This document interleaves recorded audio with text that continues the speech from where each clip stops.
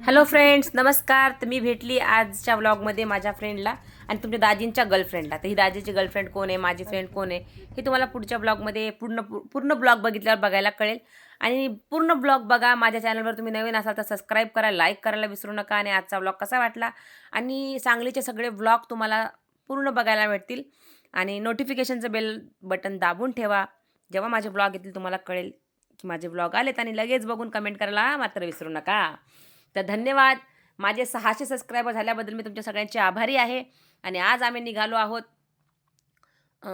असं का म्हणते मी 600? कारण माझे खूप लवकर म्हणजे 21 आज 27 तारीखचा व्हिडिओ आहे हा. माझे एक 35 डेजमध्ये माझे 600 सबस्क्रायबर झाले. आणि वॉच टाईम कंप्लीट झाल्याबद्दल मी खूप खूप खूप मनापासून तुमच्या सगळ्यांची आभारी आहे. तर आम्ही निघालो होतो सांगलीला. आणि सांगलीला जाताना आमच्यासोबत पाहिजे होतं टिफिन. कारण बघा, रस्त्याने जेव्हा आपण निघतो तेव्हा खायला आपल्यासोबत काहीतरी असलं पाहिजे. पण आजच्या ब्लॉगमध्ये तुम्हाला हे कळेल की आपल्याजवळ जरी खायला असेल, पैसे असतील, हॉटेल भेटले असतील, पण तुम्हाला जर खायला तुमच्या तोंडात जेव्हा जे अन्न जाणार आहे, जे तुम्ही खाणार आहे, ते देवाने लिहून ठेवलेलं असतं, तुमच्या तोंडात तेच जाणार, तुम्ही तेच खाणार. आजच्या जेवणामध्ये आम्ही हे सगळं घेतलं होतं, पण हे आम्हाला खायचं नव्हतं बहुतेक. हे आम्हाला दुसऱ्या दिवशी किंवा संध्याकाळी किंवा कधी खायला भेटेल तुम्हाला नक्की व्हिडिओ पूर्ण बघितल्यावर कळेल. तर आम्ही घेतली होती मेथीची भाजी, दुधी भोपळ्याचे धपाटे किंवा तुम्ही थालीपीठं म्हणू शकता. आमच्या तिकडे धपाटे म्हणतो आम्ही याला. आणि सोबत ज्वारीच्या भाकरी. आमचे पप्पा हे असं थालीपीठ धपाटे खात नाहीत असं म्हणून आम्ही हे केलं होतं. पण आमच्या पप्पांनी थालीपीठं खाल्ले, त्यांना आवडले पण. हां. तर आमच्या मम्मीने म्हणल्या मी बनवते भाजी, आणि मम्मीने भाजी बनवायला घेतली. मला माहिती आहे का, आमच्या मम्मीच्या थोडं थोडं लक्षात राहत नाही कधी कधी की काय हे केलंय काय नाही. तर मम्मी आमच्या भाजीचा, तुम्ही असं कोणी आहे का की भाजीमध्ये मीठ किती आहे, जास्त आहे, कमी आहे, हे बघण्यासाठी तुम्ही वास घेऊन बघता. तर आमच्या मम्मी पण त्यातल्याच आहेत. मला कळत नाही.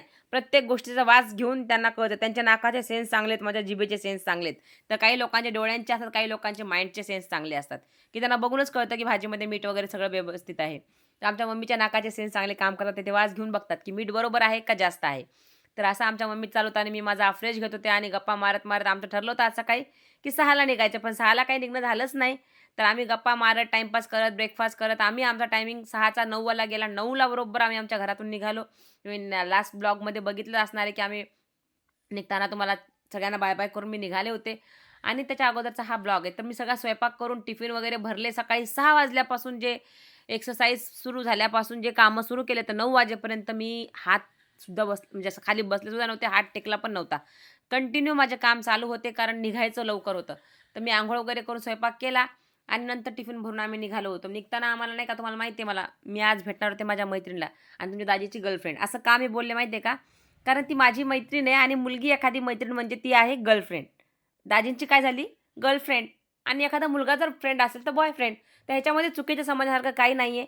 आमची सगळ्यांचीच फ्रेंड आहे ती. आणि आमच्या दोघांची मैत्री 12 वर्षापासूनची. आणि 12 वर्षापासून आम्ही दोघी एकमेकींच्या खूप खूप खूप खूप जीवाच्या पलीकडं म्हणजे नाही का जीव लावतो. आणि माझ्या सगळ्याच मैत्रिणी अशाच आहेत. कारण मला एवढं मोठं फ्रेंड सर्कल आहे.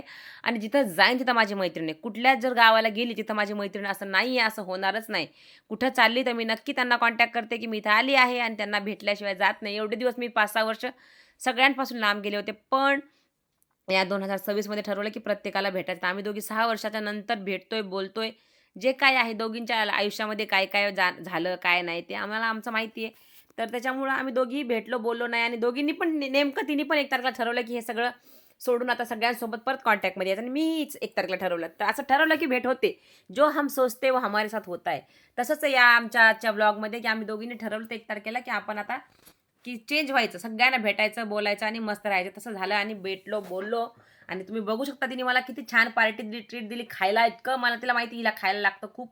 आणि ती हॉटेलमध्ये न थांबता एका कॅफेमध्ये थांबली आणि म्हणली हिला सगळं जे जे आवडतं ते ते चल घे परते. ती मला परते म्हणते. परते चल काय खायचं खाता. आम्ही टमाट्याची चटणी पण केली शेवटी. मग थोडं आंबट आंबट हिरव्या टमाट्याची चटणी केली आणि प्रवासाला सुरुवात केल्यानंतर असे आम्हाला पेरू दिसले. आणि पेरूच्या बाजूलाच आम्हाला एक दिसला बॉबीवाला दादा. छोटा मुलगा होता.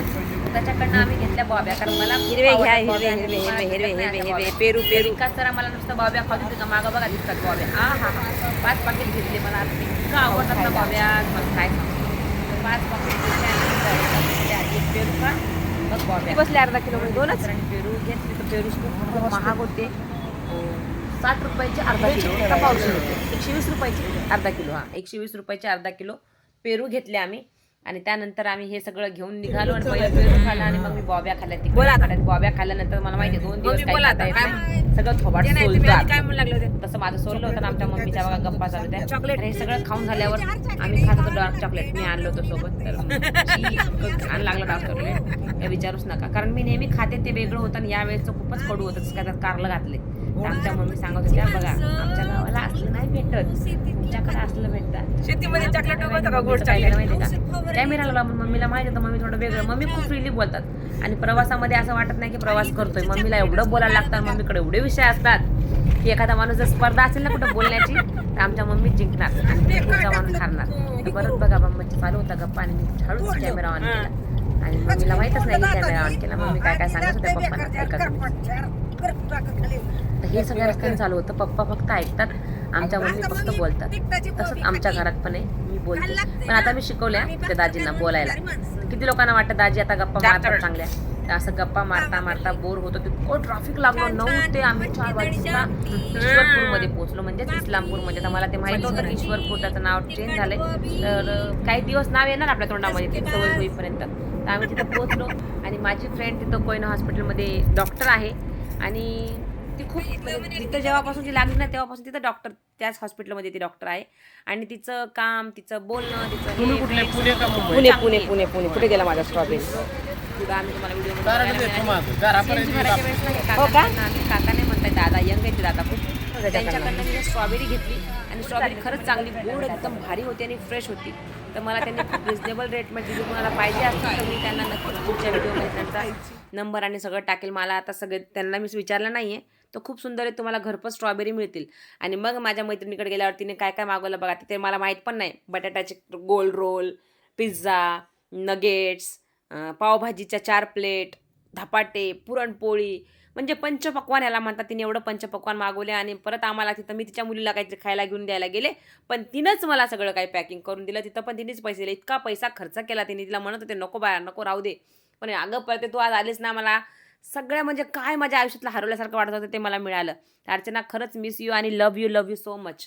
हां, तर माझ्या मैत्रिणी सगळ्या अशाच आहेत, एकदम चांगल्या चांगल्या शिकलेल्या, चांगल्या पोस्टवर आहेत आणि मी कमी शिकलेली आहे, पण माझं आणि ह्यांचं खूप चांगलं बॉन्डिंग आहे. तर आम्ही शेवटी 4-4:30ला ग्राउंड तिथं पोहोचलो समागम ग्राउंडवर आणि आमच्या बघा आम्ही पांघरायचे वगैरे घेतलेच नव्हते सोबत, म्हणजे पिशवी तुटली आमची पांघरायच्या वजाने आणि परत आमच्या मम्मीने म्हणले बांध शॉलमध्ये मी घेते डोक्यावर आणि मग मम्मीने डोक्यावर घेतलं आणि असा आमचा प्रवास सुरू झाला. मी काहीच घेतलं नाही, मी फक्त पर्स घेऊन चालत होते आणि हे दोघं घेतले. खरं सांगते हे सगळेजण खूप काळजी घेतात, त्याच्यामुळं सगळ्यांचं लव्ह यू. तर जिथं जिथं सेवा दल तुम्हाला दिसतील आणि हे सगळी सेवा करतात लोक आणि खरं सांगते समागमसारखा आनंद कुठंच नाही आहे. तुम्हाला ब्लॉग आजचा कसा वाटला नक्की सांगा आणि पूर्ण ब्लॉग